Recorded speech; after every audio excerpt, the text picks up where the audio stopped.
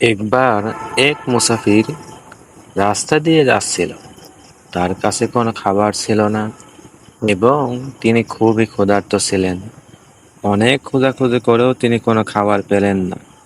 অবশেষে তিনি রাস্তার পাশে একটি খেজুর গাছ দেখতে পেলেন। গাছটিতে শুধু কয়েকটি খেজুর ঝুলছিল।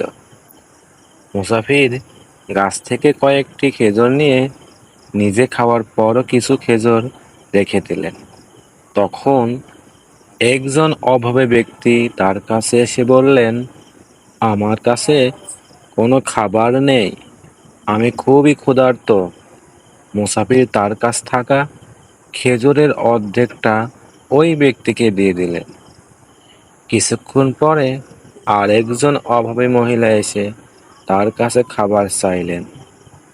মুসাফির তার কাছে থাকা শেষ খেজুরগুলো ওই মহিলাকে দিয়ে দিলেন, নিজে কিছুই রাখলেন না।